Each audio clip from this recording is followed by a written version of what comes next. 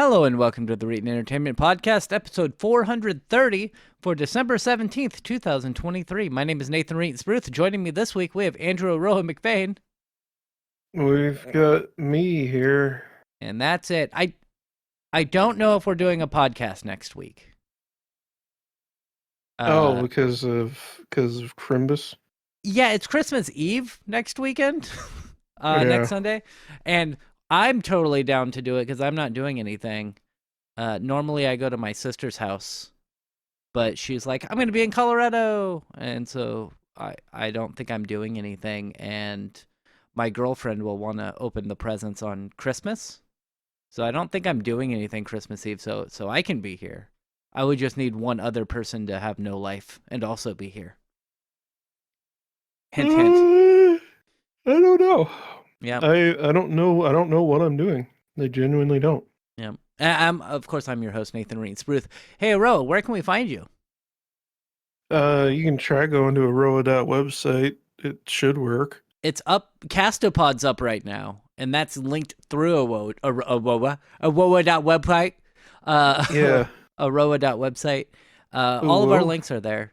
The big one I want to point out is for me. Just I don't know. Is my Twitch on there? How to? I think so. Okay. Twitch.tv/Reetin. I'm there Monday through Friday, 6 p.m. Pacific time to 9 p.m. Pacific time. I will not be there tomorrow night. That's Monday the 18th because Durga, one of our friends, is having a Christmas party at his work, and because he doesn't have a girlfriend or a life, I'm the only person he ever invites.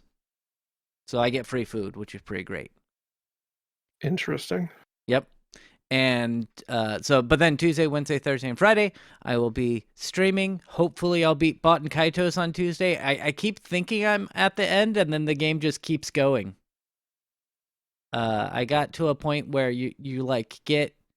It's funny because as the player, you know that if you would just stop doing stuff in the game, like narratively, then the big bad guy would never get released. But as you go through the game, you accidentally unlock the big bad guy.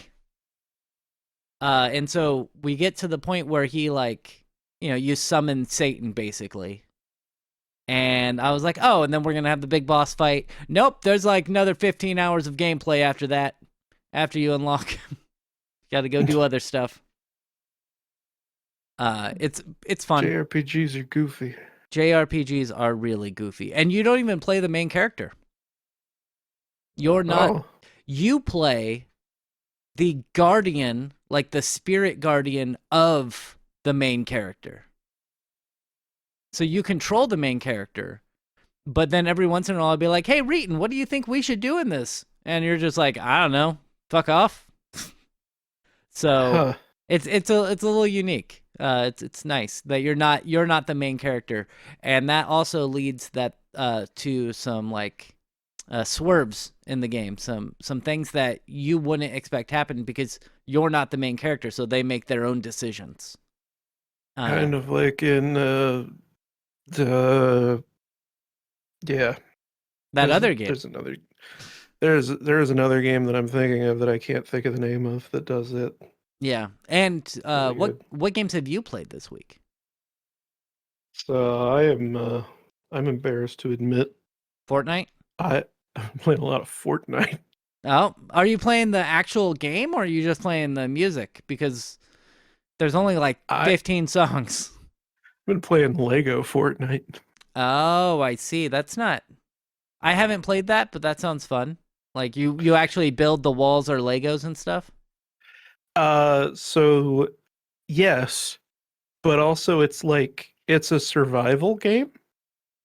Oh, Like like I thought when I saw the trailer for Lego Fortnite, I was like, whenever I saw that it was going to be a thing, I was like, oh, Lego Fortnite. So it's Fortnite, but made for like little kids, like so that your parents won't be like, I stop shooting guns at people, and why are they hitting the gritty? You're not old enough to hit the gritty, like that kind of shit. Mm-hmm. But it's just it is its own game mode in like every way.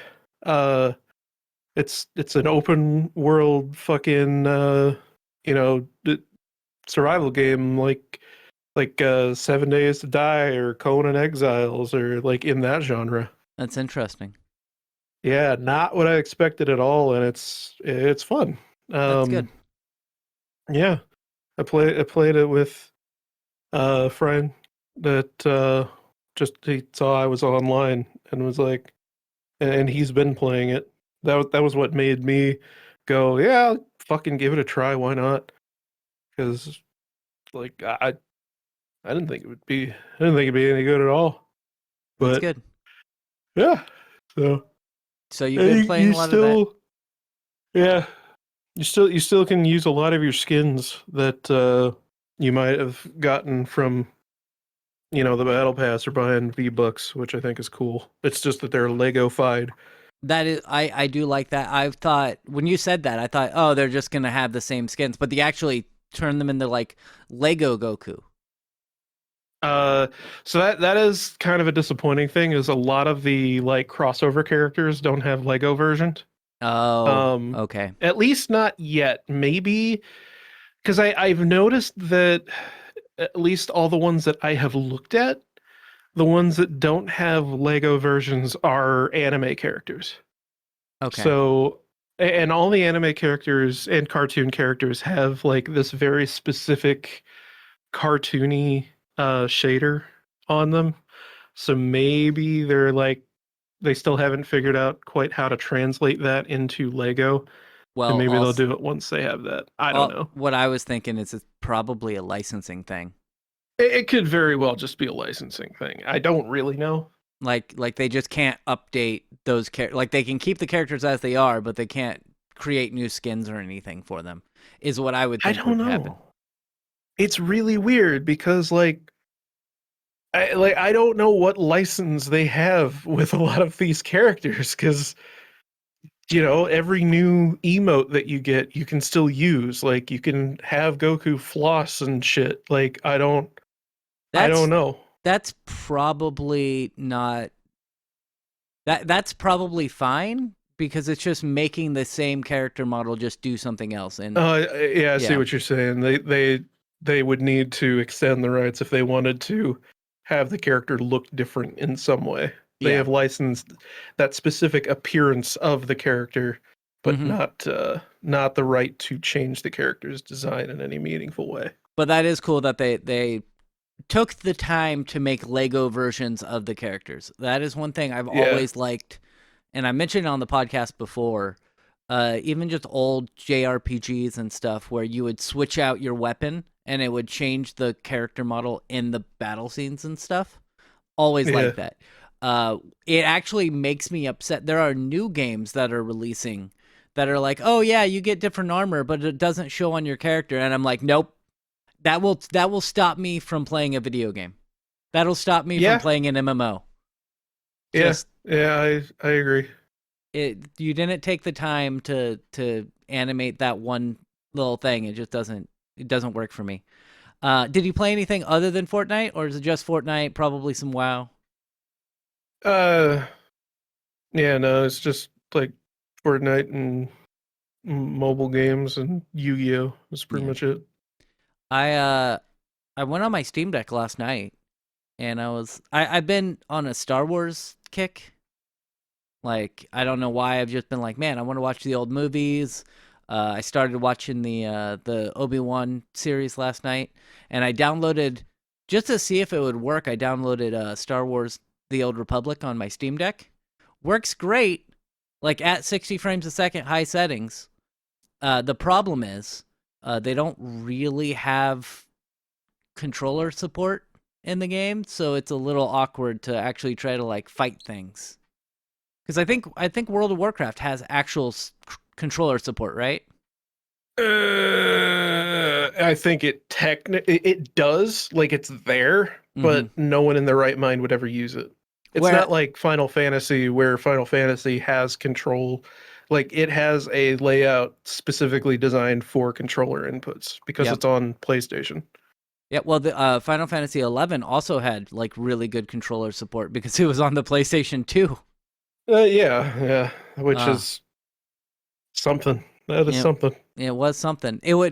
Towards the end of the PlayStation 2 life cycle, it Final Fantasy 11 like wouldn't fit on the hard drive anymore.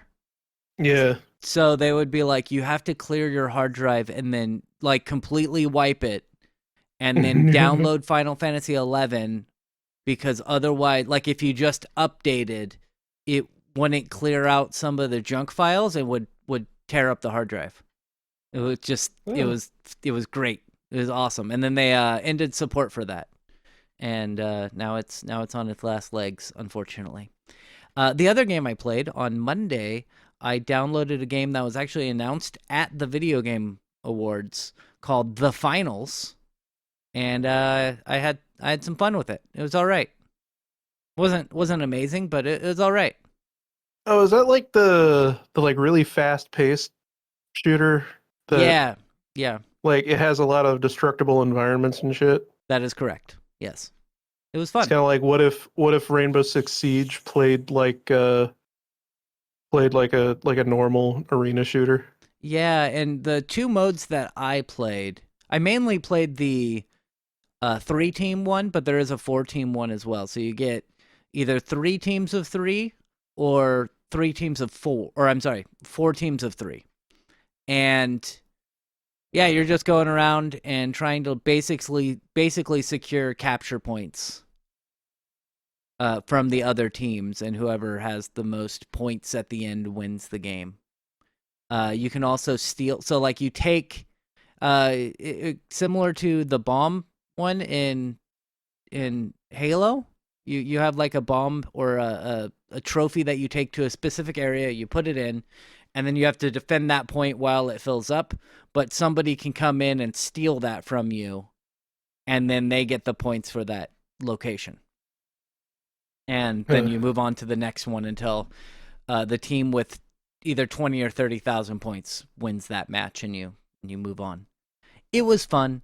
I played just a couple hours of that, and I don't know. It's a pretty solid game if you wanted to download it and play it, and it's free. It looks cool, Yeah, but I was just like I knew that if I downloaded it, yeah, I would play it like 3 times and then be like, well, that was a fun experience and then delete it.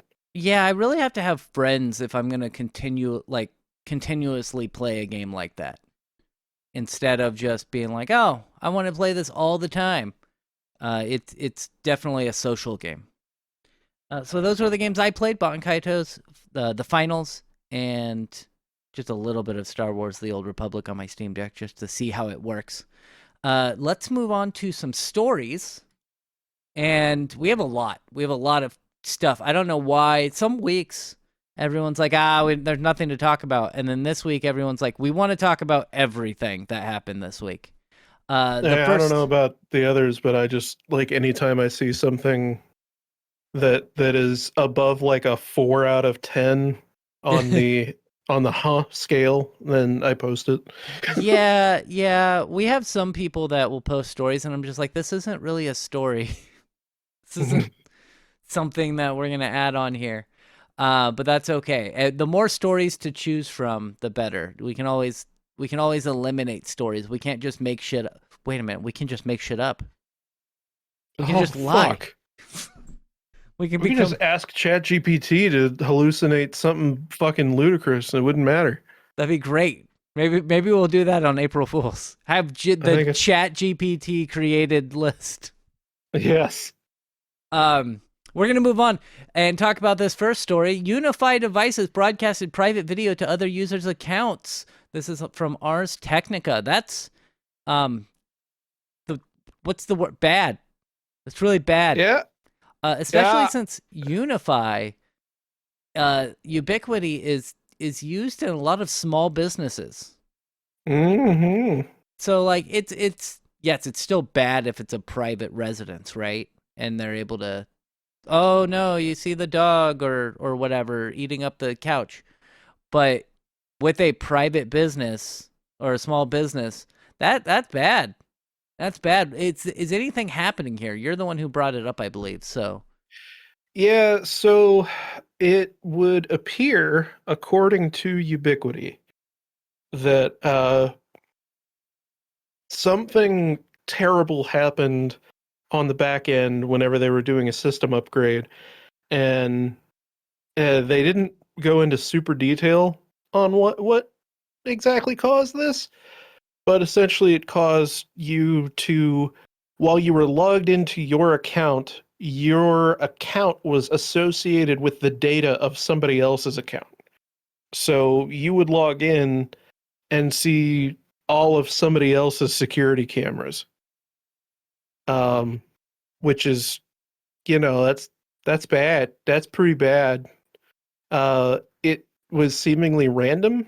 You couldn't like obviously pick who it was that you were seeing, but like somebody noted that uh, they were or their wife had told them they just got a notification from the one of their security cameras, and the user was like, but it wasn't one of our security cameras. So like this mm, was affecting everything from like push notifications to the online dashboard and the mobile app and all that shit. yep. Um,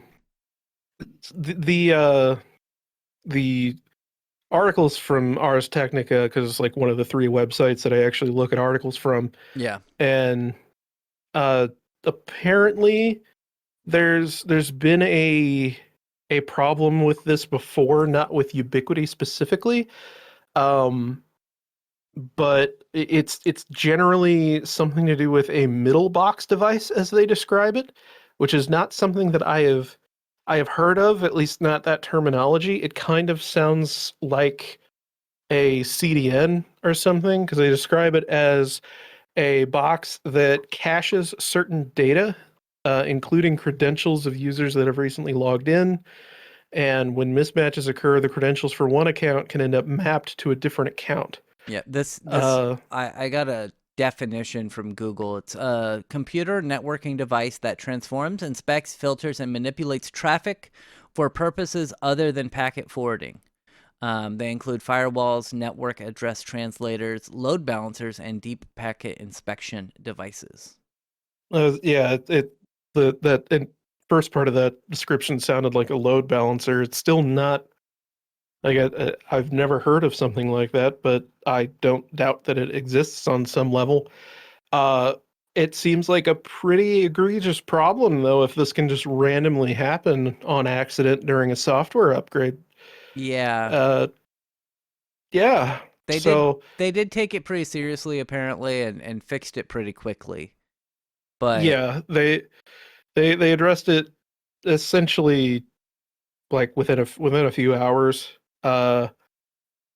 It did it did only affect, looks like, maybe 1,200 accounts roughly, that's still but 1,200 that people, but yeah, like the only way that this would have been like a really big deal, and like it is a big deal in some ways, because it's an invasion of privacy for a lot of people, but like hopefully nobody had a Ubiquity camera like sitting in their bedroom or something, you know. I'm sure there were. I'm Oh, there sure there definitely are, were. but Yeah. I could see again that's terrible. But again with small businesses and watching the cameras, that's not great because if a hacker knew about this and was able to get into like view cameras that oh hey look I got that person's password by downloading this video and slowing it down. That being said, have you used Ubiquity cameras? No. We had a few at the first real IT job I had. And by a few, I mean we had at the time like 120 cameras over there's probably 200 cameras there now. And they usually, at least for what we were experiencing, is they're like the old not black and white security cameras, but they don't have to run them at super high frame rates. So they would have Yeah, them at like 10 frames a second maybe. Which would make it really difficult for somebody to like spy on the camera and get somebody's password. Not saying it couldn't yeah. be done, but No, it would, that's yeah. what I was saying. Like I don't think in the grand scheme of things, like this would have caused any kind of major problems for anyone in particular, Mm-hmm. unless they just so happened to like for some dumb reason have a camera in an intimate area Mm-hmm. and you know, My boss but is pretty cool about security cameras. My current boss, he's like, we will put security cameras on the outside of the building, but I don't. He's like, I find it freaky to put cameras inside, so we're not going to have cameras inside the building. And I was like, okay, that's good, because like I remember at that first IT job, we had no cameras in like the offices. There were a lot of cameras on the floor, like where machinery was, but there was one camera in my office because that's where all of the like tech was. And Mhm. I could just be watched all day, just doing whatever in my office, and I did not like that. Yeah, Anyway, I go either way with that. I mean, I've got my house completely surrounded with cameras, hmm so but I'm a paranoid weirdo. my Uh, my girlfriend doesn't. She will or at like, so I have my setup specific. Like I have a webcam pointed at my face for when I do streaming, and then I have a green screen in a specific spot so that it matches up with the camera. I have the two IR sensors for my headset, and like I would come out when my girlfriend first moved in here. I would come out to the living room and my webcam would be pointed down at my desk, and I'm like, what are you doing? And she would like cover up the IR sensors for the headset with like a what? towel or something. Like I was like, Oh, because she thinks there are cameras I in was there. like, you realize they're not cameras, right? And like she's like, I don't like it. I'm like, I'm not They're spying not on you. even sensors. They're just they're Yeah. just lasers. Yeah, and I was like, I'm not spying on you or anything. Stop moving my stuff. So yeah, my girlfriend's more paranoid about it than I am. We do have one camera on the front door um that points at my car and, can see if like mail's getting delivered or something. But that's it. Anywho, let's move on to the second one. I tried to make this somewhat narrative with the stories that we're talking about. So we're moving on from webcams being hacked on accident to ad companies personally listening to your personal conversations. Um, Yeah, yeah, this is from yeah. Gizmodo, and we all know this, right? Like this isn't a shock. Apparently, it says ad company claims that it's true your devices are listening to you. Yeah, we know. Yeah, like What- that's how it happens. So, I will say I should have updated last night. There has been a follow up on this. Now, whether or not the follow up is legitimate or not, it's hard to say now. But Okay. um, so so this initial article, uh, pretty well goes through what this website from a company called CMG Local Solutions, which Okay. is they're a marketing company. Uh, their website straight up just laid out that they they have ways of listening to consumers' private conversations using their smart devices. Uh, they give examples of like, imagine this. What could it do for your business if you were able to target potential clients or customers who are using terms like this in their day-to-day conversations? The car lease ends in a month. We need a plan. A minivan would be perfect for us. Do I see mold on the ceiling? We need to get serious about planning for retirement. It like there, it's weird because everyone comments on like how scary it is that you'll be talking with somebody else about a category of product or maybe even a specific product, and then suddenly it starts showing up in your Facebook feed, or you get an ad on Twitter for that sort of thing, or it shows up in a Google ad. Or you watch a video on YouTube and then suddenly all of your recommended videos are of that particular topic. Yeah, but but like people have often been like, is my phone just straight up fucking recording what I'm saying and like sending that to a fucking ad company? Yes. Like how is it so accurate? Uh and most evidence says no. Uh-huh. Um Uh-huh, sure. Yeah. like well because like because like iPhones in particular, they tell you when something is using the microphone, and Apple isn't in bed with any advertising agencies besides themselves, and like their ads aren't very good. Yeah. So like there's no way they're doing it. Android devices, hard to say. Mhm. Uh because like everything has a dedicated chip for constant voice processing. That's how you have things that will listen for you to say Alexa or OK Google or Or whatever. Siri. Yeah. On the It, like Apple side, it's Siri. right, right. So like I think my Google Home kicked. I was hoping it wouldn't kick Yep. in. Yeah. Uh but like that is a thing, but like actually storing that data and sending it somewhere would be such a huge drain on battery that you would notice. But that said, how many times have phones just like had really bad battery drain for no apparent reason? Yeah. Particularly Android phones, but even iPhones, like you'll have an update and then Apple's like, "Oh, whoops, we'll push another update that'll fix that." And it's like, why was it happening in the first place, Apple? Just shut What are you up. doing, Just Apple? shut up. That's why. So it was pretty scary for an ad company to just kind of come out and say what they're doing. Yeah. Uh, but there was a follow up last night, not from Gizmodo, but I saw it on a different website that the this ad company was like, no, we're not actually listening to people. It's just we're just like using it as an allegory, right? Like it's an allegory for how like we can target people so effectively because we're watching everything you do on the internet. And Uh-huh. you know, we're doing it and then we anonymize it and then we put it all into a big AI model, and then we're able to then use that data to very specifically target people based on their based on their interests and like internet searches and stuff.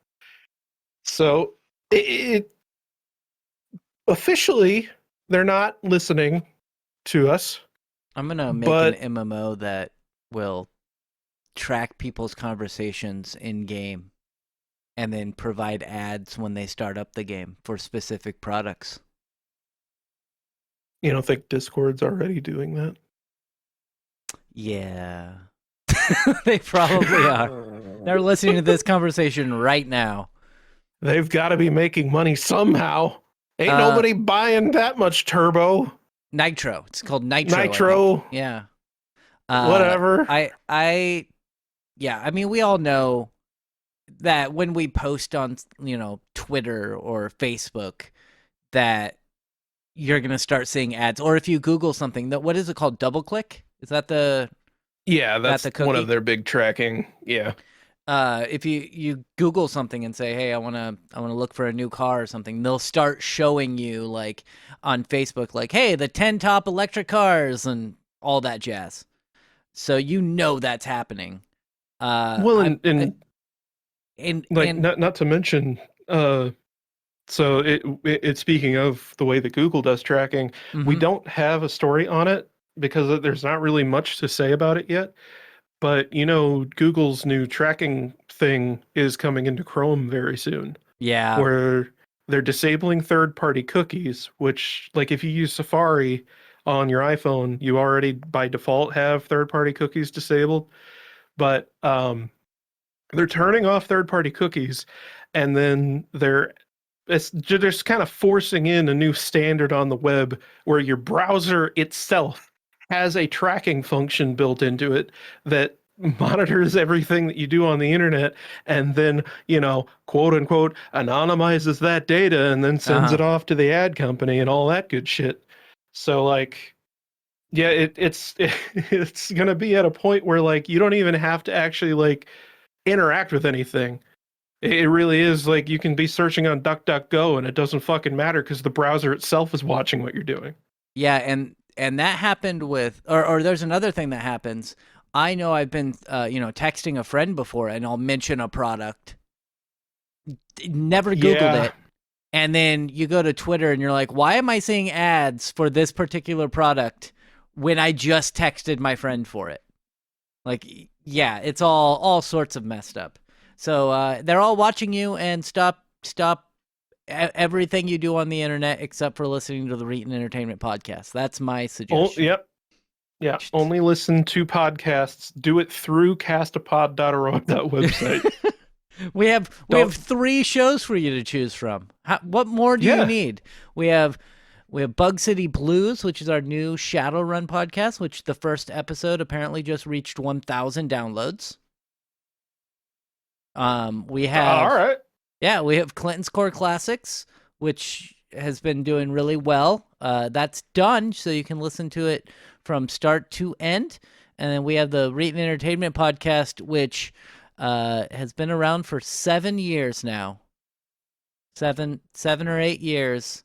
We are older than the Confederacy. Anyway, let's move on to the next one. The next story is Sony has confirmed that data has been stolen in 2 different hacker attacks. This feels reminiscent of something that happened like in 2011, except for a Feels little reminiscent different. of something that's happened 2 other times. Yeah, yeah. This is from Security Week, cybersecurity news, insights, and analysis. That's how you do it. How you say that. I was gonna say analytics, and I was like, that's not the right word. One of the incidents is related to the investigation launched by Sony after a relatively new ransomware group named Ransomed VC claimed to have compromised all of the company's systems and offered to sell stolen data. The screenshots hackers initially made public to demonstrate their claims seem to show that they obtained source code, access to Sony applications, and confidential documents. However, most of the content appeared related to Sony's creators' cloud media production solution, suggesting that their claims were exaggerated. Oh, well, that's disappointing. I was hoping Yeah. to get like some OS source code or something. That'd be cool. No, it says Ransom VC has made available a 2 gigabyte archive file allegedly containing information stolen from the Japanese electronics and entertainment giant. However, they were fucking padding out this article. That's what I'm No saying. shit. However, downloading the file does not seem to work at the time of writing. So they say, "Hey, we have 2 gigs," but then you download the file and it's not there. I wonder if the file that you download is actual Ransomware. ransomware. Yeah. It's probably legit. It might just be that like word got out about it and everyone started downloading it, kind of like with the That, Twitch yeah. the Twitch leaks and the GitHub source code and all that good shit. The Nintendo leak that happened Yeah, a yeah, couple of the years ago now. the Giga leak and Um, all stuff that I definitely don't have backed up. I didn't download that. That would be illegal. yeah, it would be terrible and illegal, and don't do it. Uh, my one of our friends in the general chat was like, "Oh, I wonder if we're gonna get free games out of this." And another person was very confused why my friend Yeah. would have. And I was like, "It's because it happened in 2011 and we got free video games. They weren't great games, but they were free." Yeah. I My don't. my wife got identity theft out of that. That was fun. Well, I don't think that's going to happen this time. It doesn't appear that No. it was on the. It doesn't appear that it was on the PlayStation Store side. That's why in 2011 why we got the free games was because they hacked everything on Yeah. Sony, including the PlayStation Store, because the PlayStation security was super weak at the time, and that's why we got. I think it was you got free games on your PlayStation 3, and you got to choose from the games, and then you got to choose a couple games that you could download if you had a PSP at the time. I believe that's how it worked. I don't think that the Vita was out yet. I believe you're correct. Yeah. Yeah. It does say here, though, the sample data breach published on the Maine Attorney General's website does not say exactly what type of information was compromised, but it does specify that it was personal information. In addition, Sony is offering free credit monitoring and identity restoration services for impacted individuals, which suggests the information is sensitive. So it is possible you could get free identity theft protection through this. They don't give a way of how to do that though. It's probably like they'll send you an email if you're affected. Oh, it's because the data breach impacts current and former employees of Sony Interactive Entertainment and their immediate family members. Oh shit, So, that's so me. it might. Oh wait, yeah.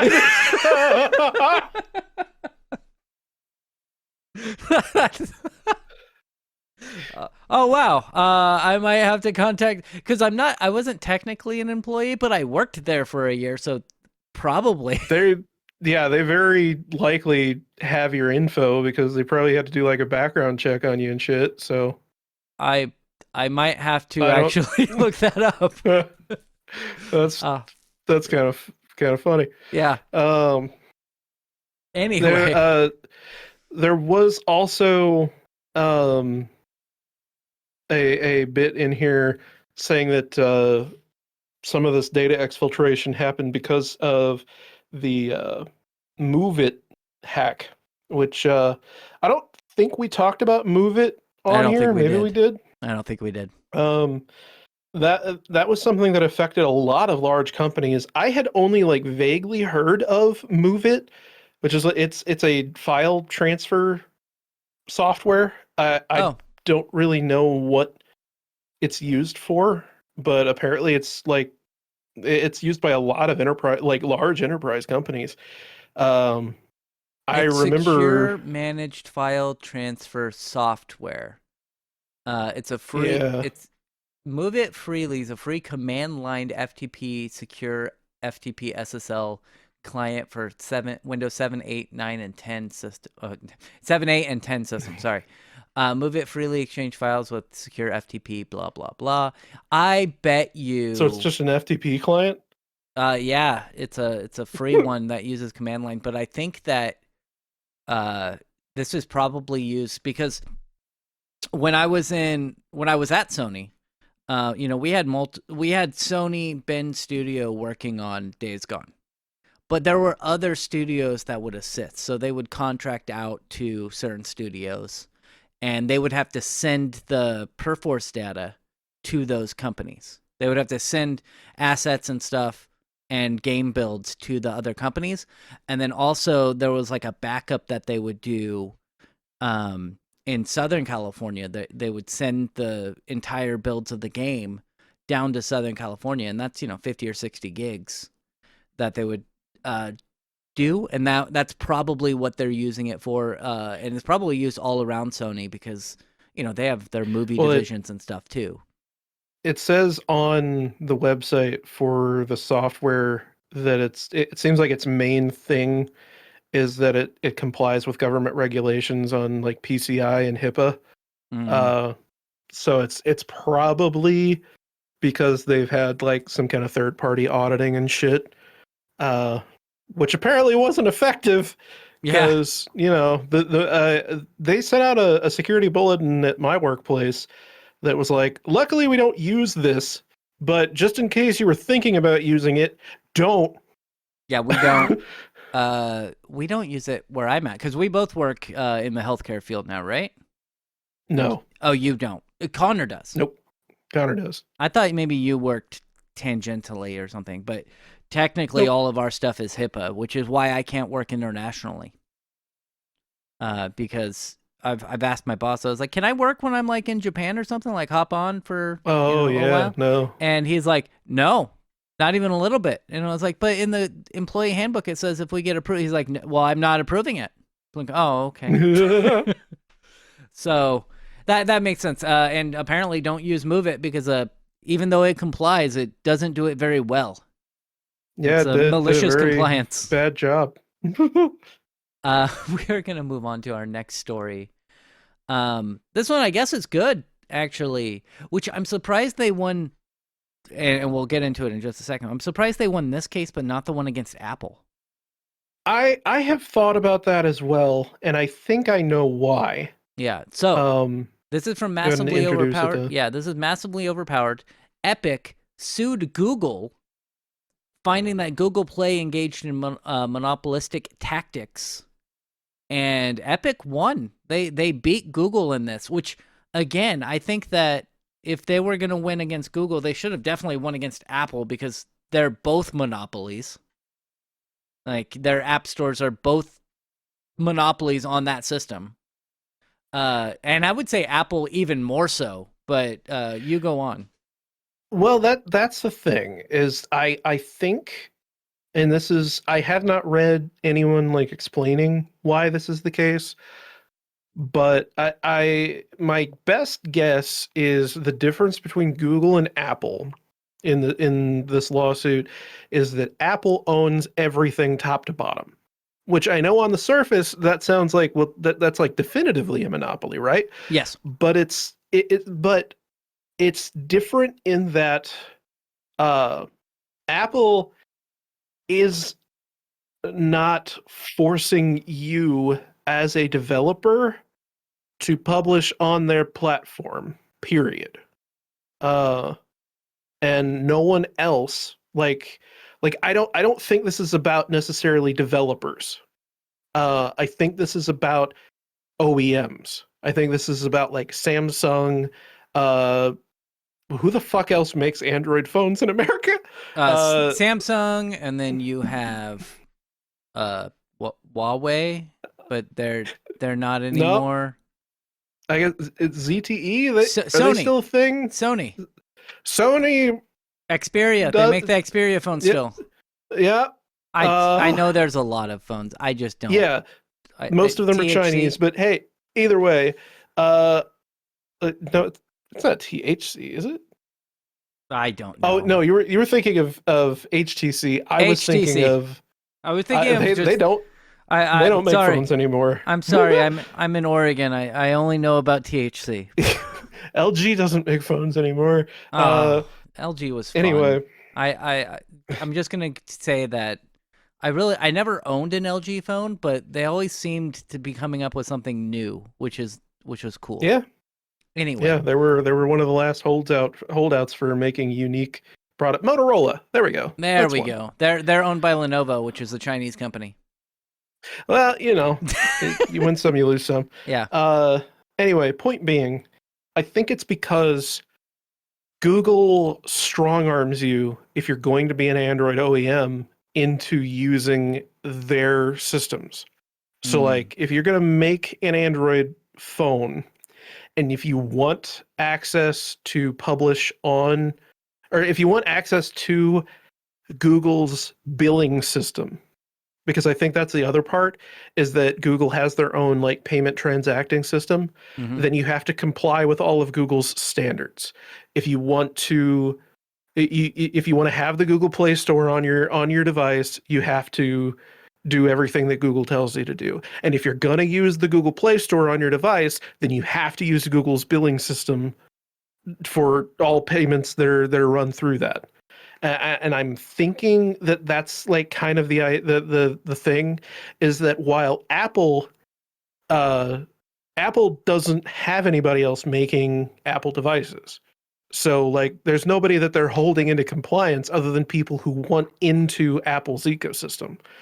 Whereas with Android, Google very much forces pretty much anybody who tries to make an Android device to use everything that Google offers and forces them to comply with everything Google wants out of your product. Now A- I will counter you. And first off, I want to tell you, Nothing phone. Nothing still makes phones, Yeah. and those Oh are yeah, different. yeah. But the second counter is there are devices that run Android that do Yeah. not have it, like the But they also Amazon. don't have the Play. They don't have the Play Store. Period. That's In true. those cases, That's true because like but Amazon has their own Play Store that is fucking terrible. yeah. It is awful. Uh, I I do think because I do want to say I don't necessarily agree with this. Um, I feel like if the Apple thing was a no on them being a monopoly, then the Google thing should be, because Yeah, no one, like you said, like you don't have to use Google's app distribution system, yeah. but You can go and click the button to install third party apps, and then just install your own version of the Play Store. That is, and it's easier to do in Google than it is to do on Apple. Um, However, I do see what you're saying about it. Uh, the developers, the people who release the phones, have to use Google Play Store, otherwise they won't get any funding from that, and and that makes a lot of sense. and I do also I wonder if there's some aspect of it because of the way that, since Google can't get OEMs to cooperate with putting out Android updates in a timely manner, they manner rather, they put out the Google Play framework. Is that it? Something like that? Your Google Play services. Yeah, Uh, services, I think. that's it. Where like a lot of the newer Android update stuff ends up getting slipstreamed into that instead. And I could see that even playing a part in that, Yeah. because the only way that you can get some updates is potentially through having that, and that's like part of the operating system by most people's standards. So like I really I think that that's the main differentiator though, is that while Apple owns everything top to bottom, they don't have any other OEMs working with them on that. Hmm. That they're not a monopoly. They just have a really solid ecosystem that They're other people want to be part of. they're not a monopoly. They're just a monopoly. Just in They a, they yeah. just they're just better than ever. They're doing it better than everybody else. I shouldn't say they're better than everyone else because they're not. They're not. But they're they're executing on that concept of owning the entire manufacturer to consumer pipeline better than everyone else. I've mentioned this before. I have a friend who he's used iPhones for a super long time, and his wife uses iPhones. And talking to him, he's like, it's really hard to for me to justify switching to Android because all of my stuff is on Apple. And Hmm. if I switch over, then I lose all of those apps and I have to rebuy them, and just all of that stuff Hmm. is linked together.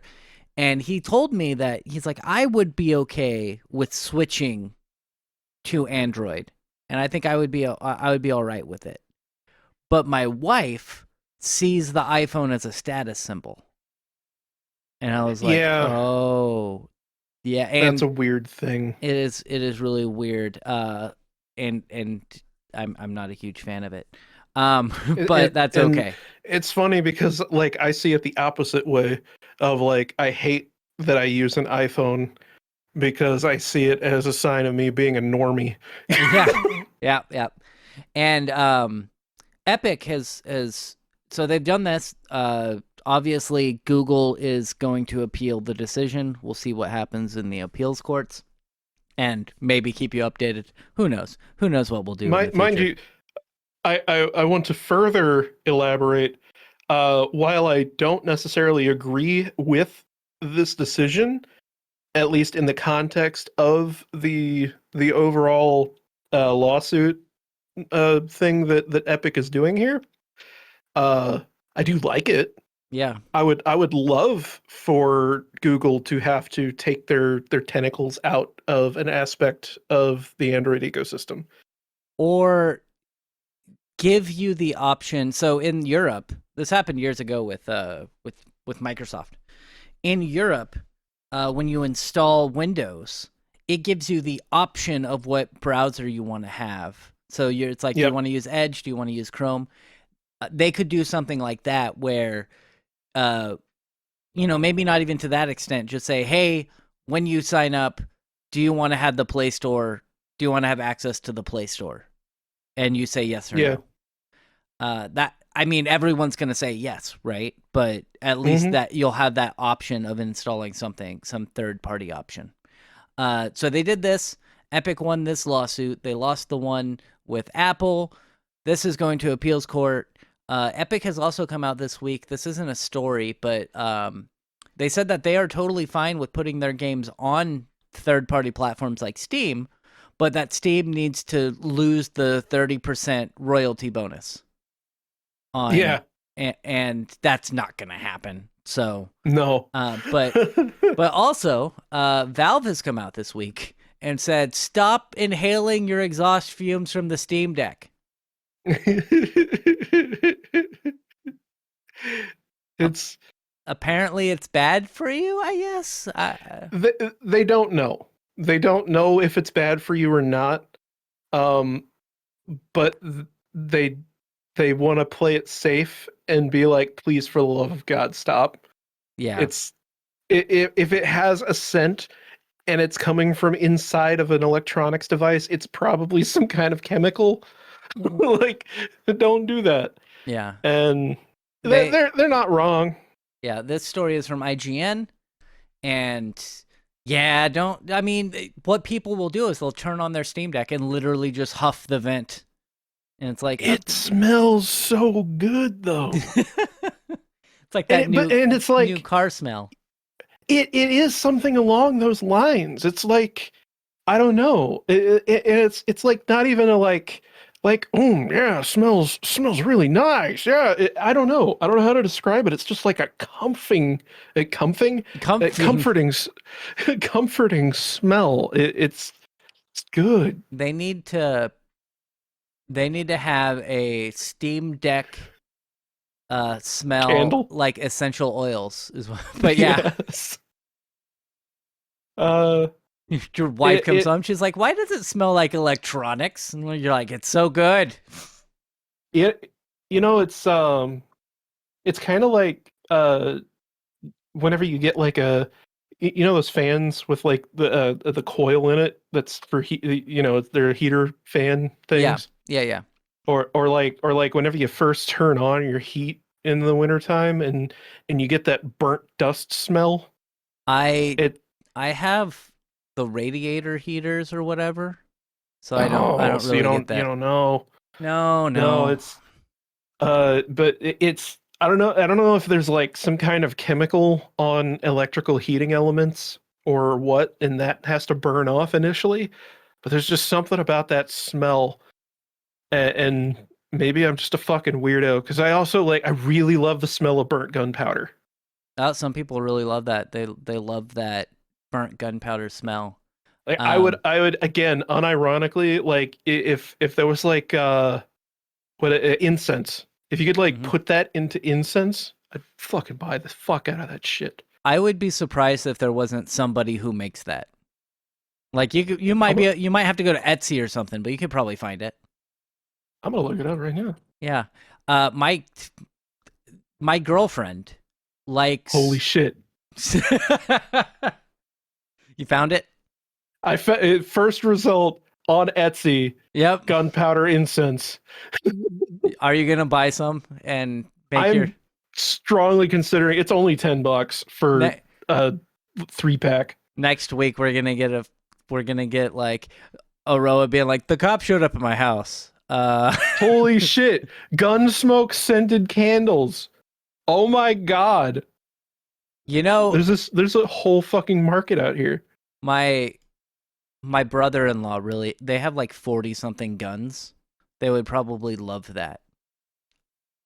They have way too many guns, in my opinion. The one time I've gone shooting, not gonna lie, it smelled good. I Yeah, I've gone shooting before. I'm just not a huge fan. Just not my cup of tea. Being outside is it's a big problem. Oh, no, it's not. What, you go to an indoor shooting range, silly Billy. No, we don't have those around here. It's all outdoor. Oh. And by outdoor, I mean the woods. Like, Oh no, you gotta come down here. We got a place. We got a place called the Paisa Armory. They got a MAGA sticker up in the window. nice. You go in there and Di- they're like, you got your license to express your Second Amendment rights, and you hand them your gun card, and they take you in the back. They got a whole shooting range. You shoot your guns, and the bullets they go into a big pile of chopped up conveyor belts. maybe next time I visit you in 7 years or something like that. However, uh, little known fact about me. You know what one of my first jobs was? Uh I worked at a shooting range. oh. Huh. Yeah, it's outside of town, like a few miles, and it was a shotgun shooting range. So I was the person in the little areas loading up the clay pigeons. Oh. Yeah, that was my main job. And then I would also like they would have tournaments and like see who had, better shots and stuff. And I would tack, all the hits that they got. That was like my first job when I was like 18. Wow. Anyway, yeah. Did you also have to go out and you had to pick up the pigeons that they missed, Nope. and you had to dodge the incoming shells?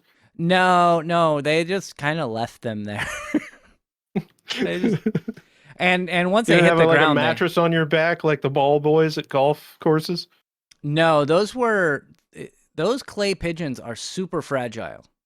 Oh yeah, no. Like Yeah. They're if just they're you just terracotta. yeah, if you loaded them a little bit too hard, like a couple of them would break as you were loading them. It was a pain in the ass. I only worked there for a few months before I got a real job. Anywho, uh, oh man, I've been trying to not talk too much about this next story, Oh, because the it's the pretty dude. it's pretty controversial. Uh, but somebody brought it up, and it does have to do with kind of us. Sea of Stars are removing the completionists from the game because they don't want any bit of this drama. They're just like, nope, we are stepping back. The completionist is actually in WrestleQuest as well as a Oh. character. He's just an NPC that you go up to, and he's like, "Hey, complete the game," or something like that. Um, However, yeah, I guess we should talk about why he's getting removed, and that is Uh because he done fucked up, is what happened. yeah. Like legally he's been accused of embezzling charity funds. Now he has been Um accused. Yeah, he's been accused of embezzling charity funds, but and charity fraud. yeah. And what should have like he posted a response, and I watched the response, and I thought, wow, YouTubers are really bad at apology videos. Yeah, like maybe homie should have like run this through a lawyer or two I before he think put this out here. I think he did, but he should have ran it through a couple Mm, of normies. That's what yeah, he or should have or done. like a PR person or something, because like did you watch Yes.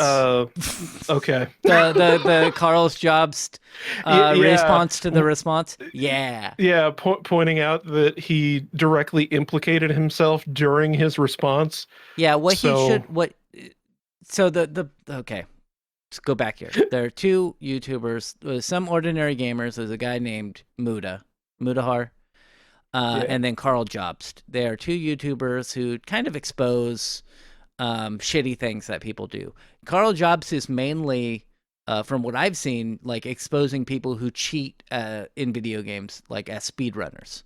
So he's like, well, this is how this person cheated, and then sometimes he does videos where he's like, look at this really cool speed run that just happened of GoldenEye or something. But he's in a lawsuit right now with Billy Mitchell because Billy Mitchell used to be known as the King of Kong, and now he is.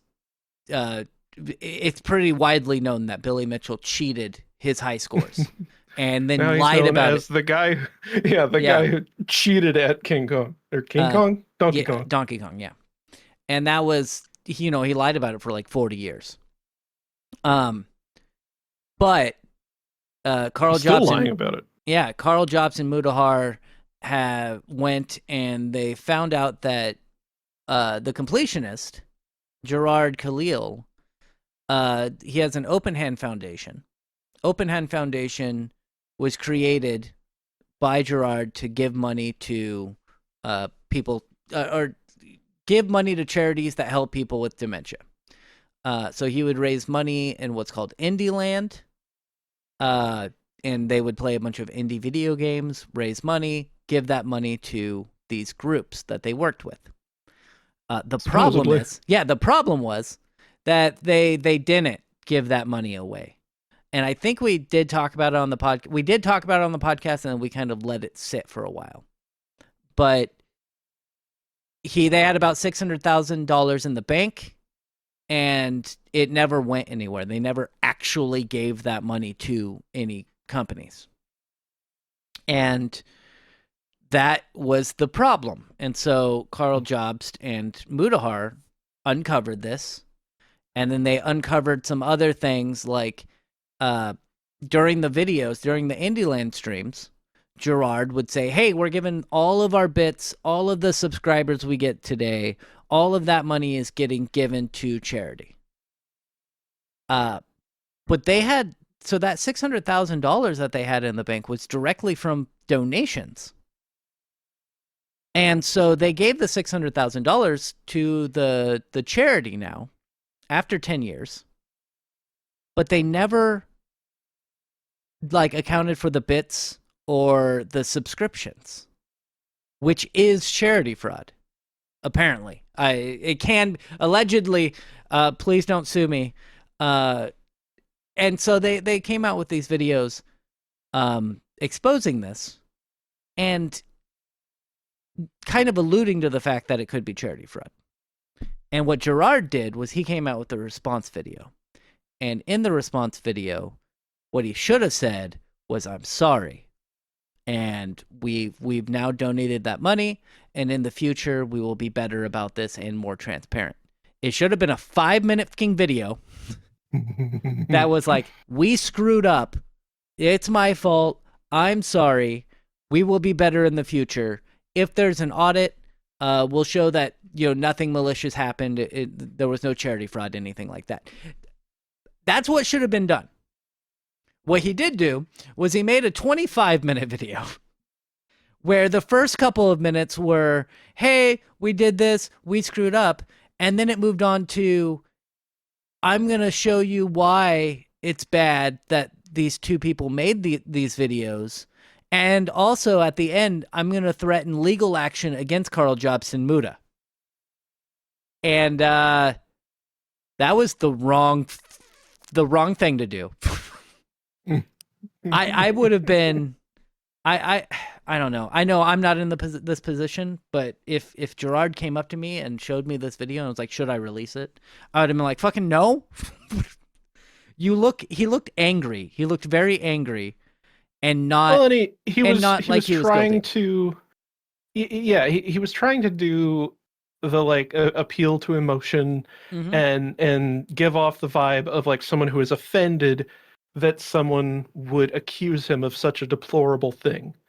And I get that. Like he probably is very angry about the whole situation. Mm-hmm.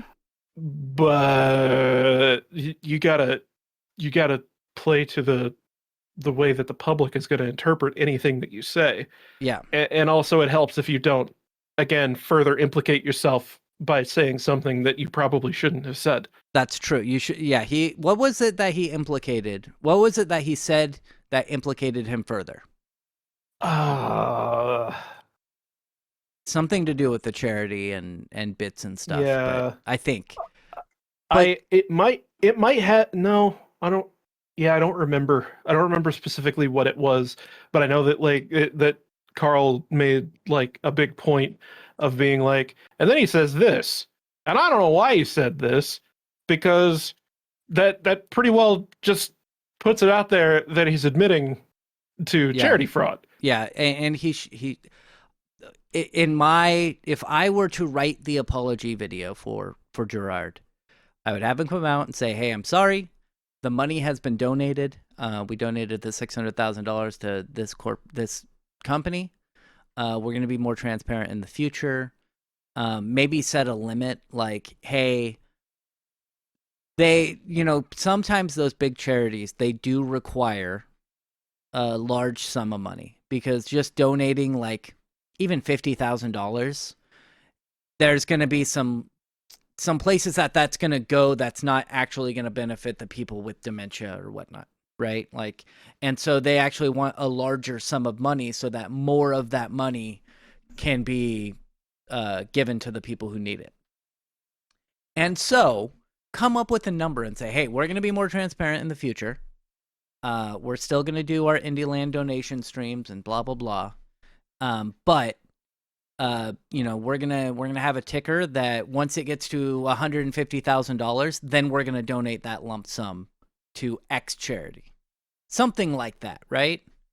Not Well, not because what he he did. had he had said that the main reason that the funds hadn't been sent beforehand was because they wanted to have enough money so that they could specifically point that money to a particular thing. Like they Yeah, wanted to be able to have the leverage to go, here you go, charity, here's a bunch of money, and this is what you're going to use it for. Because you can't do that if you donate like $20,000. You have to right, have several $100,000 to do that. right, and that makes sense. But I would think that way would be good. I guess Indie Land is canceled. Indie Land's not happening Uh, anymore. oh, he already that was kind of an unfortunate thing. Even more unfortunate thing.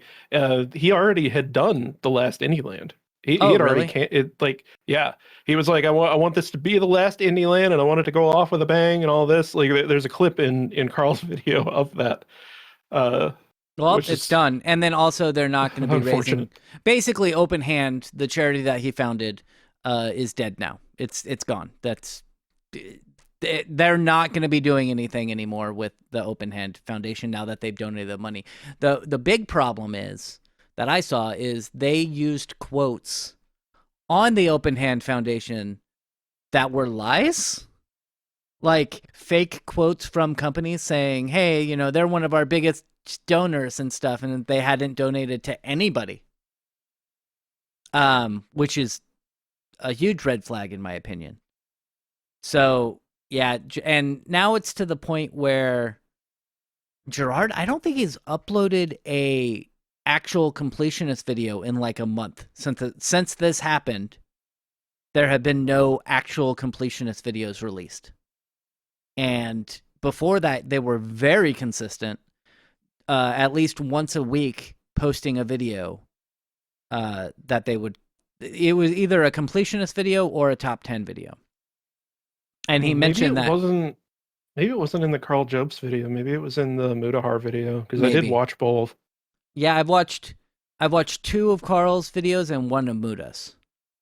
Yeah. And what I got to say is, yeah, I know that some people are defending Gerard in this, but I mean, it would look bad even without the alleged charity fraud and everything.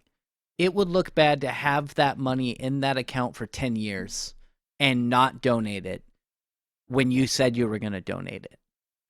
But I do think that it could have went over better if Gerard made a better apology video.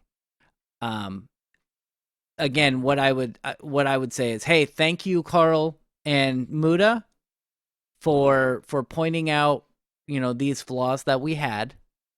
We have donated the money, and because of your videos, it kind of put a fire in our ass to get this done. Not we're gonna fucking sue you. Yeah. So Carl Jobs and Muda may be facing a lawsuit from the completionists soon, uh, which would be even more fun because then all of that stuff has to come out in Discovery, and we would have even more stuff to talk about. But Yeah, the completionist is being removed from Sea of Stars. Have you played Sea of Stars? I haven't played it at all. It's a turn-based RPG, so So you love you it. know It's the answer to that. your favorite type of game is turn-based RPGs. That's what I hear. Yes, especially ones with pixel art. Yeah, Yeah. my favorite games are survival games that last for 4 days. The day before Deb's, I'm actually not doing terrible at segues today. I'm amazed. Look at you. We're Like a evolving as a real podcast. podcast host. The day before Dev Studio announces its closure after 4 days, claims the game failed financially. Yeah, no shit. The day before was, when was it announced? Like 4 or 5 years ago now, something like that. Where, Oh no, they're also the ones who made Prop Night? Oh, that's so sad. yep. I didn't know that. So That game also sucked. yeah, the day before was announced, and it had like a really, really cool trailer that got a lot of people hyped. And I thought, oh, that looks fake. And it was fake. And it was like supposed to be an open world MMO, but then it turned out to just be an extraction shooter when it finally released. And it shut down so fast we didn't even have time to shit on it. That's how Yeah. that's how bad it was. They were also accused of using like unpaid labor. Oh, I think we spoke about that at one point, or I at least read about it somewhere, where they were being accused of hiring people, having them work on the game like as unpaid interns, and then letting them go after 3 months. So you had just a bunch of people, like a rotating staff coming in and working on the game I for a little bit. vaguely remember that. Yeah. So we all knew, or anybody with two brain cells to rub together knew that this was going to be a disaster when it actually released. Oh yeah. And then it ended up being a really bad, a really, really bad extraction shooter. And I watched one person who actually did play it, and they went into a building and there were just random gunshot noises, but there was nobody else there actually firing the guns off. They just added gunshot noises to the building to make it seem like somebody was there. And then everyone would just, there would be like an extraction site, and everyone would just hunt the extraction site and kill anyone who got close to it. And also, it was just a super buggy mess. Did you watch or play any of it? I watched a couple of videos of people playing it because like I wasn't gonna buy that shit. Are you kidding me? No, me neither. And But yeah, I'm well aware that it is garbage. yeah, so I don't know if it's still going on, but Steam released a the day after Survival Steam sale, where there were a bunch of What? games that were 33% off. I did not know that. Yeah, yeah, it was called the Day After Survival Sale Bundle. Um, and it was two games, Daisy Oh, and was it Ark? okay. I see what you okay. I thought you were saying that there A was like big a sale. Steam yeah, a Oh no. Steam sale, like straight up big old Steam sale that was just poking fun at the fact that there was a really bad game on their platform. No, unfortunately, it was just getting Daisy and Icarus for 33% off, which that's cool. I've never played Icarus. What is Icarus? It sounds vaguely familiar, but yeah, I don't even know. It's Yeah, the problem is with the survival craft 'em up genre is that there are a billion of these fucking games and yeah. they all look exactly the same.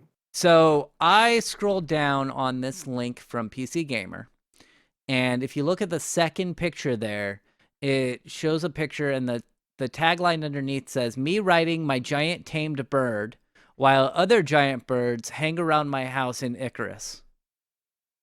So, It looks like third person Ark. Ark Survival Evolved. Mm-hmm. Yep. That's what I was thinking. So yeah, you could get. I don't know if that sale's still going on, but you could get Daisy and Icarus for 33% off. Oh, it is still going on. It's on until December 21st, Yeah. 2023. Yeah. So if you You know wanted to get those games, you can do that. what What I was that? do think is bullshit. So I saw that the the day before developer Hmm. mentioned the release of the Wild 8. And I remembered the Wild 8 because I actually had thought about getting it. It seemed cool. It seemed like something that would be fun to play with other people. Right. Because it's like it's like a co-op open world survival craft 'em up thing, but it's like from a Diablo perspective, and it's like has like interesting story elements and shit. Um, but I went onto the Steam page, and it's got mostly negative recent reviews, and it's just people review bombing a completely unrelated game, other than it's the same developer. Like Interesting. it's Oh, them going, okay. it's scam developers, same company that made it the day before, and it's like, well, that's not fucking fair. Like, Yeah. that doesn't make this a bad game. Like, don't Yeah. do It that. probably is a bad game, but It's not the overall reviews are mostly positive. oh, Like, okay. it's a perfectly fine game. I do think it's sussy that the developer is listed as a completely different studio. So I don't know if maybe because the day before devs their company's called Fantastic, F-N-tastic. Yeah, fantastic. Um Yeah. and maybe they just kind of consulted on it or something, or they were contracted out on it. I don't know. Um but yeah, I will definitely say I watched a lot of YouTubers play Prop Night. Let's say a lot of. I watched like three different YouTubers slash Twitch streamers play Prop Night. Right. Um, it was a mediocre Dead by Daylight clone that had prop hunt stuff in it too, and it never really balanced in any meaningful way. And most of the killers were like internet memes. Like one is very obviously just Slender Man, that kind of thing. Yeah. So yeah, it I don't think we're really losing much of anything meaningful with this studio dying. Uh No, I don't think so. I mean, considering the game was released, I think they also used AI in the game, I uh, wouldn't be surprised. like act like for Uh voices or something like that. I'm not sure. Again, wouldn't be surprised from what little I heard of the dialogue in the game, and just from what I saw. Like it looked like an asset flip, but yet they supposedly spent 5 years working on it. So Something like that. Yeah, it was a while, and when that trailer came out, it was like one of the most hyped. They're like, "Oh my god." yeah, People were like, "Oh my god, this looks amazing. It's great. It's going to be so fun." And I was just like, "Nah, it doesn't look real. It looks no, like a trailer." you look at that's why with any of those things, like particularly all of the like no gameplay trailers that were at the Game Awards, you have to look at the pedigree of these studios to see Mhm. if they're like have they ever made anything period before. And like I'm not going to trust the look of a trailer whenever they have nothing to show prior to this thing that they're this concept that they're showing off. The only reason that I was hyped about the thing from the lady that was she presented Ghostwire Tokyo because she was like the art director Oh is yeah. because she was the art director on Ghostwire Tokyo. Mhm. And the one thing that stands out in that game is the amazing designs of like the world and the monsters and shit. So Yeah. like I but this studio they made a like they seem to have made a survival craft 'em up and a shitty Dead by Daylight ripoff, Mhm. an art game, and I remember a Dead Dozen, but again, I think that must have been something that they were like subcontracted out for or something. I So well, to go back to the trailer thing. Um do you remember it would have been a long time ago now, like 5 or 6 years, when they did the E3 trailer. I think it was the E3 trailer um for Days Gone, where they had like yes, actual in they actually not the one. The first one where they're like he runs up the water tower. But Oh, maybe not then. there was a real like actual gameplay trailer showed off. It was like a year before the game actually released. The one that I remember was the dude like he like goes to like a warehouse. I Yep. remember all of the freakers running up the warehouse. That's the first trailer. Oh, okay. I don't There remember the other one then Yeah, though. the second trailer he like goes into a camp and takes people out and stealth and stuff. Oh, wait, yeah, yeah, I do remember that now. And I Because was talking, I remember being like, you better be able to move bodies or it's not going to be a good game. yep, And then you couldn't move you bodies. couldn't. It's still not a bad game, but yeah, couldn't move bodies. Wasn't really that much of a stealth game. Basically, is what Yeah. we're saying. But I was talking to one of the QA guys because they had to play through that trailer for like 2 months, Oh yeah, yeah. just making sure that everything worked in that particular area. And one of the QA guys is like, "Yeah, that's not representative of how the game actually plays." And I'm like, "What?" He's like, "Yeah, some of the stuff you do in that trailer, um, yeah, it doesn't actually happen because apparently some of the stealth, like you could do stealth in the game, but some of the way they did the stealth just it didn't flow in the trailer that they showed or in that Yeah. gameplay section, so they had to like redo some of the AI to make it better and put on screen better." And he's like, "Yeah, they're even though they don't like, turn to you and stuff, they're always aware that you're there just in the programming." And so So and they that's they probably scripted up that segment yeah, they like scripted it. hardcore. Yeah, they scripted it up and then had somebody like they had to play through it a ton of times recording it just to make sure it looked perfect for the video. And yeah, that's how trailers, even gameplay trailers, at E3 or something will work. Well, Well, not yeah, at wait, E3 anymore, but we'll talk about that in a yeah. second. Well, did you watch the most recent What Happened? No, I haven't. On it was on Thief 4 and Thief. yeah, which that's like the first thing he talks about. But I won't get into that specifically. Uh, one of the developers on it talked about how the showcase that they did, I think it was for E3, included like elements that just straight up weren't in the game. Like they were just Mm-hmm. completely fake. They had like the UI designers and shit like put bits and pieces into the the gameplay trailer that were not absolutely not going to be in the final game, but they just wanted to make it like look cooler, and that Yep. was it. They just like yeah.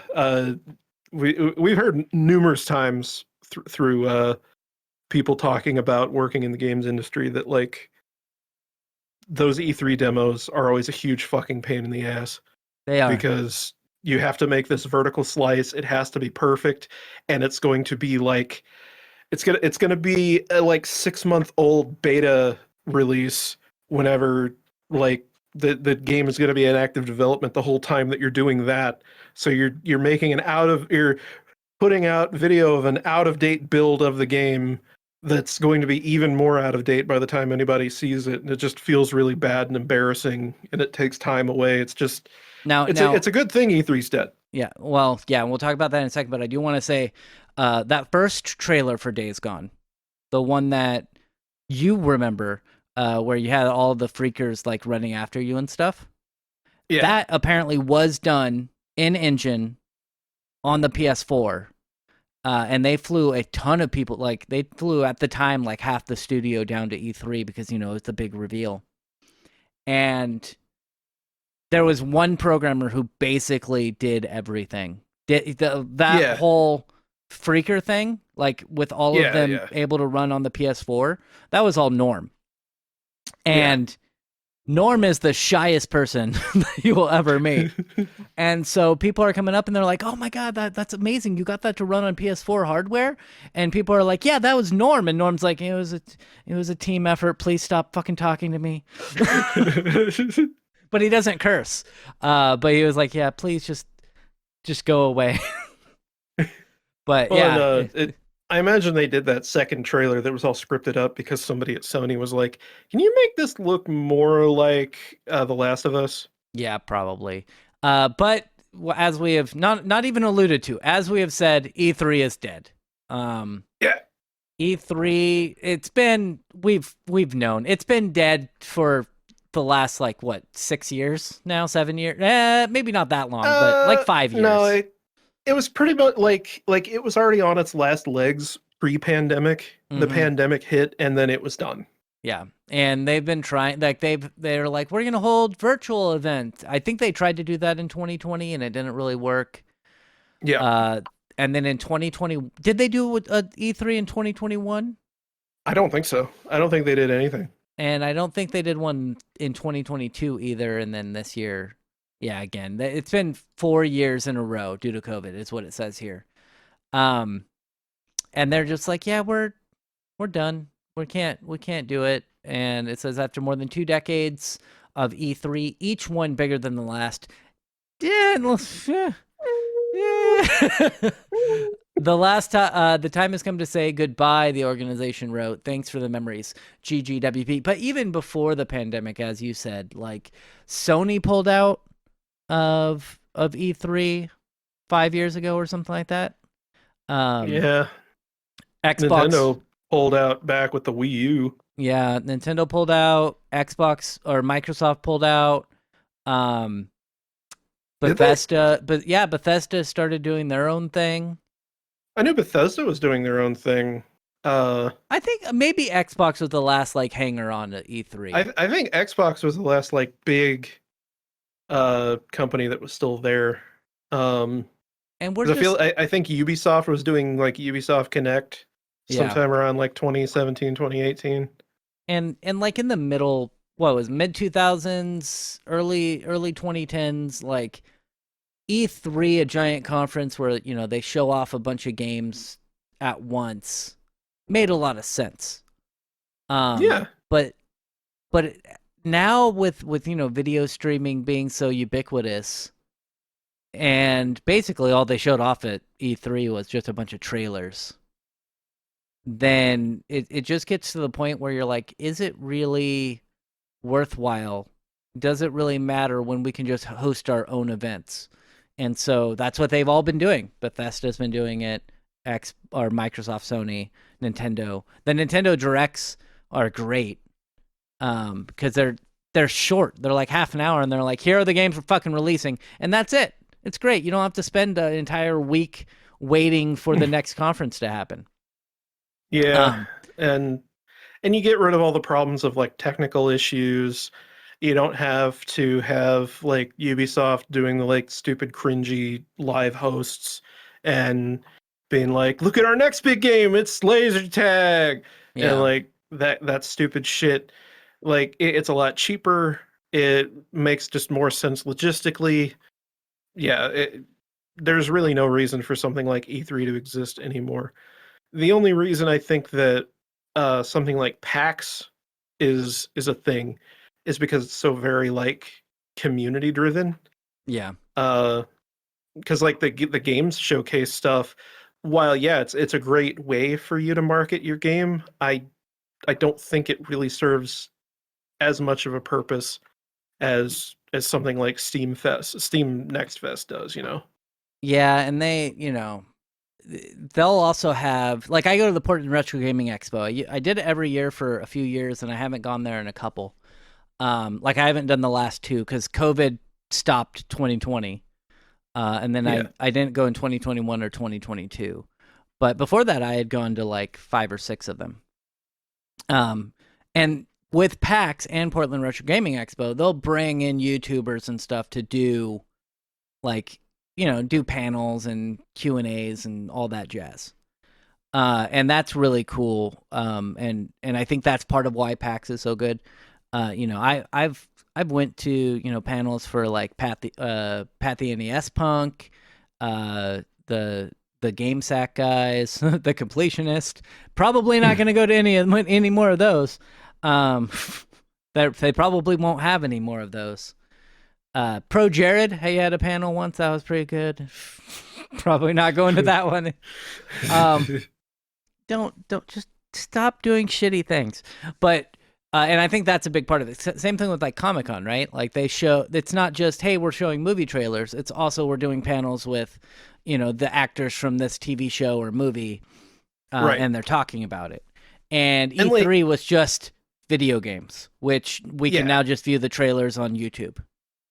And like, again, it was not only was it just video games, it was primarily like a way for the big publishers and the hardware manufacturers to advertise Yep. in a big way. It was just a giant advertising thing because like E3 was put on by the ESA, which was just a holding or a company that's made up of representatives from all the major game companies. Like it is purely just an ad company for the video game industry. So like that's all E3's purpose was. And yeah, you could have like smaller developers and publishers out on the floor like showing off the new games, but again, like that's kind of what Steam Next Fest can do. Like we haven't really needed that sort of thing outside since like we got rid of demo discs. Like Um, once you could just download a demo off of Xbox Live Arcade or whatever, there was really not much of a purpose. am Like I the only one who and misses demo discs? I I, I it's absolutely a nostalgia thing, and you know it. I know. I also miss fucking Burger King releasing video games. Well, Just being able to like go to Burger King and be like, "Hey, I want that shitty game, please." can I get a big bumper, please? Or when I was early teens, and or not even that, like before I was a teenager, and they would have demo discs included with your Pizza Hut order. Oh, that was great. Oh shit! You'd get like a shitty little like shareware game in your fucking cereal box sometimes. Like, One of the games offered, and then we got to end this at some point. But one of the games offered was Crash Bandicoot 3 was on one of the demo discs, and if you put in the full unlock code, you could unlock the entire video game. oh, That because it was like it just had code in there that mhm. cut the game off at a certain point, but you could bypass it. Yeah, and it was a beta of the game, and it wasn't found out until like over a decade later that you could do that. And now that demo disc goes for hundreds of dollars. It's silly. Yeah, it's super silly. I Um, probably have that in my archive.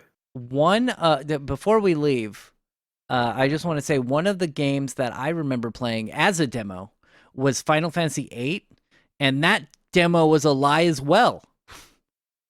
Because in the game, you play through basically the second section of the game where you raid a town with Squall and your miscreants. And in the demo, you have summons that you can't get at that point in the game. Oh, yeah. And I was like, why don't, like, playing through the actual game, I'm like, did I miss something? Like, I don't have the summon. And you can't get it until, like, the third disc. I was like, what the That, fuck? that happened a lot with demos back then. Like hmm you'd play a demo, and so I couldn't name anything specific, but I remember on multiple occasions being like, "Oh man, this is a really cool thing in this demo for this game. I'm gonna buy it." And then you get the game, and like it was, like I had mentioned before, since a lot of those things are vertical slices from like 6-month-old beta releases, like it's something that they cut out of the final game. So it's like it's not even something that you can do in, in the finished product. I was like, what the fuck is this bullshit? Yeah. Like, Okay, before one last thing. I'm sorry. It just reminded me. So we have a thing that records in our Discord that we haven't used for this podcast. I still do the Audacity, just combine it all into one, and yeah. then. But you, I don't know if DaVinci Resolve has on the premium product the ability to auto-generate subtitles. Oh yeah. And with Craig, which is our recording software in Discord, it allows you to like have different audio tracks. So you would have your own audio. Anybody in this has their own audio track, and then you can combine them together. Sure. I wonder because DaVinci doesn't have the way if you have just one audio track to say, hey, this voice sounds different, so we're gonna make it a different person. Oh yeah, no, that'd be pretty computationally expensive. Yeah. But if you have 4 different audio tracks, you could potentially create 4 different subtitle tracks. Yeah, and then definitely. have those on the YouTube video. But then I would have to pay $300 for DaVinci Resolve. Exactly. and I make zero money from this podcast. So yeah. maybe one day we'll do that because I do think that's a neat idea. And it would make the YouTube video a little bit better. But then we'd have like 5 different lines on the thing, like labeled as a row coming out. And I don't know. I don't know how that would. It probably doesn't have a way of like intelligently layering the different subtitles, like depending on who's talking. Yeah, I would. You're probably right. It would just have to. You'd have to have them pop up as they appear, but they'd always be in like the same spot. But sometimes there'd be nothing, and sometimes there'd be text in the middle of the screen. No, what I would do is I would have like on the top of the page it would be me talking, right? As like a line. And that's what I meant. And then I would have different colors. So like you would be red, I would be green, something like that. So that way you could differentiate. Well, you could, because the first time that I did a video version, I had the waveform generate within DaVinci. Mm-hmm. You could you could have 3 waveforms, one for each speaker, and then have the captions layered on, put on top of each waveform. That'd be interesting. Cool. Yeah, maybe I would have to spend $300, and I'm spending too much money this week anyway. So maybe after the holidays when I get my taxes. Oregon I'm going to be getting like $2,000 for my taxes. God, taxes! Yes. So oh shit. Oregon's getting a really good kicker where we're getting like 45% of the sales or of the state tax that we paid last year. Ooh. As a kicker, so I'm getting like $2,200 back. Holy shit. Yeah. And I was like, man, if I was married, I've part of me is like, I should get married because then I would get like $4,000 back. But I don't know how much my bonus is going to be in January. Yeah. It's like, are you going to buy the Reetin Entertainment podcast, DaVinci Resolve? No. No. However, my weight loss goal. If I hit my weight loss goal, I'm buying myself a Mac. Nice. That is my reward. How close are you? Do you know? It depends. So I had initially set it at 330. I'm at 340 right now. Okay. I'm starting to think maybe that wasn't ambitious enough. Maybe I need to set it at like 300 because it's only been a couple months. Well, yeah, but when is your goal going to end? Because it's you have like 2 weeks. I don't think you can lose 30 pounds in 2 weeks. Oh, it's not. No, it wasn't like a time thing. Oh, it's just okay. Like a personal thing to try to keep myself on track, Oh, good. Yeah, because a lot of times, when people are that big, you don't watch professional wrestling, but in the 90s there was a wrestler named Yokozuna. Yeah, and he was a big guy. By the way, he's a sumo wrestler. He wasn't. No, but that was like his gimmick, right? Yeah, because it was the 90s and everyone was racist back then. yeah, he was Samoan. He's actually related to The Rock because that's great. Every Samoan in wrestling is related to The Rock. And so he went in, like, they're like, you are getting too big. And they sent him to a camp. and he lost like 100 pounds in like a month and a half. But it's all Was water it by weight. doing meth? No, Oh, it's like I all see what water you're weight saying. and stuff. And then he would Well, like, yeah. yeah, and then he would end up gaining it back. And so, uh, That's kind of part of why I'm like I've only lost like 20 pounds. I yeah, feel like I need to push myself further. yeah, So yeah. I think 300. That's probably good. I That's think yeah, better. 300 would be. I can't remember the last time that I was 300 pounds. You know, so like I don't know. I don't know. The but yeah, you wouldn't know. But the like, yeah, it's pretty fucked up, right? the fattest I've ever been was I was almost 200 pounds. I I was 200 pounds in middle school. Damn. Yeah, Yeah, but I'm also shorter and stuff. So, yeah. but anyway, yeah. Good luck. I'm sure you keep us updated on the podcast about your weight, how your weight loss is going. You're like, well, I ate McDonald's 3 times today, so I'm now back up to 350. Anyway, I'm sorry. I'm not meaning to make fun of you too much. No, no. Um, we will I talk shit on you enough, so I deserve it. we will be back next. Well, we'll see. We'll see Maybe what next we're. week. I Yeah, don't maybe know. next week. Thank you for being here, Aroa. Goodbye. Bye.